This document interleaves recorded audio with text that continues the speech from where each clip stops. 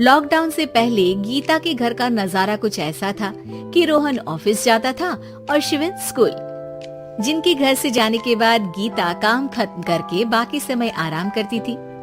लेकिन लॉकडाउन के बाद ऑफिस और स्कूल घर में ही खुल गए और इससे गीता का हाल वो तो आपको देखने में ही मजा आएगा। शिविन, ओ शिविन, महाराज उठने के लिए क्या 21 तोपों की सलामी लेंगे? अरे बिस्तर से बाहर निकल, ऑनलाइन क्लास स्टार्ट होने वाली है। अरे तुम भी हद करती हो, स्पीकर की तरह चिल्लाने की क्या जरूरत है? दिख नहीं रहा मेरी कॉन्फ्रेंस चल रही है। अब कैमरा और स्पीकर ऑन कर रहा हूँ, मुझे कोई शोर नहीं चाहिए। इस पर जैसे ही रोहन लैपटॉप का कैमरा और स्पीकर ऑन करता है तभी कुकर की सीटी बजती है। करा लो अब इसे चुप। लॉकडाउन नहीं हुआ, मेरी मौत का फरमान जारी हो गया। दोनों बाप बेटे ने नाक में दम किया हुआ है। ऐसा बोलकर गीता वहाँ से शिविन के कमरे में पहुँच जाती है, जहाँ शिविन अभी भी सो रहा होता है।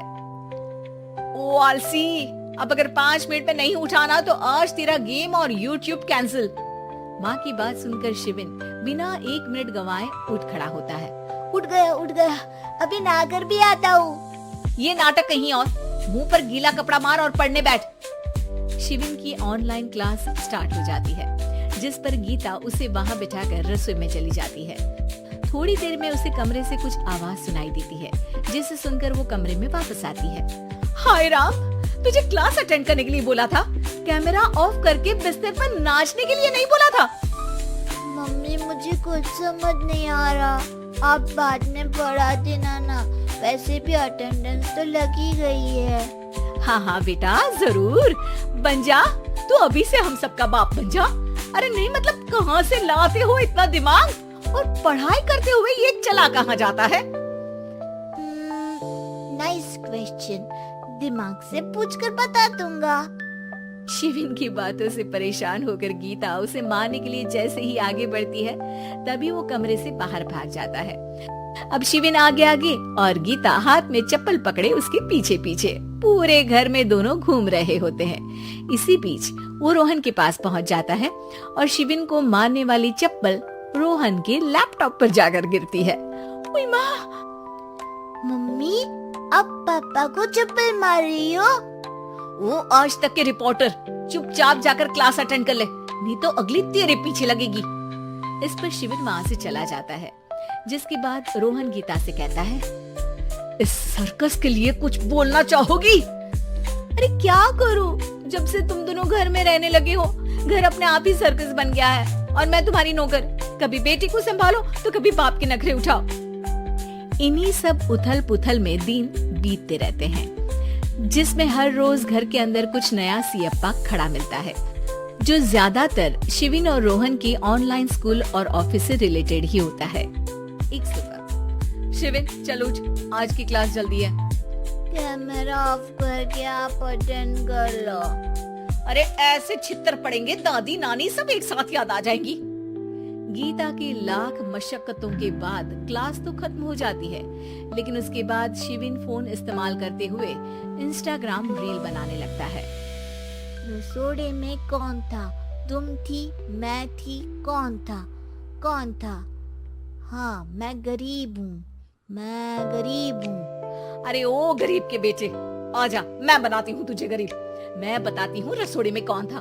पढ़ाई करने बोलो तो इनकी माँ मर जाती है, और ये पागलपंतियाँ जितनी मर्जी करा लो। गीता शिविन को डांट रही होती है, तभी रोहन बीच में बोल पड़ता है। अरे बच्चा ही तो है, इतना गुस्सा क्यों कर रही हो? बेटे का साथ देने की इसी एक कोशिश में अब शिविन के साथ साथ रोहन भी गीता के गुस्से की सूली पर चढ़ जाता है। अगर बेटे पर इतना ही प्यार आ रहा है तो इसे क्लास अटेंड क्यों नहीं कराते? इसका होमवर्क क्यों नहीं कराते? उस समय तो बहुत जल्दी मीटिंग आ जाती है, वो काम मैं करूँ और यहाँ इस बेफिजूली की चीज में तरफदारी करके बन जाओ महान। हे भगवान, कोई तो इनके ऑफिस और स्कूल खुलवाओ, मैं इन्हें और घर में नहीं सह सकती। मैं कुछ और मांग लेती, क्योंकि तुम्हारी ये विश इस साल तो पूरी होने से रही, कोरोना। हाय नास पिटे ने जिंदगी ही बर्बाद कर दी। खाए कोई, पचाए कोई, कल मुझे चुन चुन कर सबको मेरी बद्दुआ लगेगी। उन्होंने दुनिया का और इन बाप बेटे दोनों ने मेरा जीना मुश्किल कर दिया। गीता वहाँ से चली जाती है, जिसके बाद रोहन शिविन से कहता है, अरे तुम्हारी मम्मी इतनी भड़की हुई क्यों है? आपकी वजह से पूरा समय घर में रहते हो और उस पर कोई काम कराने की जगह बस ऑर्डर देते रहते हो। अच्छा बेटे, सारा इल्जाम मुझ पर? पूरा दिन तो वो तुम पर ही चिल्लाती है। हाँ, मतलब दोनों का 50-50 है, कुछ करना पड़ेगा। वो कहते ना, make the best out of worst. I have an idea. वैसे तुम्हारी माँ सही कहती है, बहुत जुबान चलाने लगे हो, कम बोला करो। अगली सुबह रोहन और शिविन अपनी गलती को सुधारने के लिए गीता के उठने से पहले घर का आधा काम खत्म कर देते हैं, जिसे देखकर गीता खुश हो जाती है और फिर बाकी बचा काम वो तीनों मिलकर पूरा कर लेते हैं। जिसके बाद अब वो सब मिल बांट कर हर काम में एक दूसरे की मदद करते हुए लॉकडाउन का मजा लेने लगते हैं।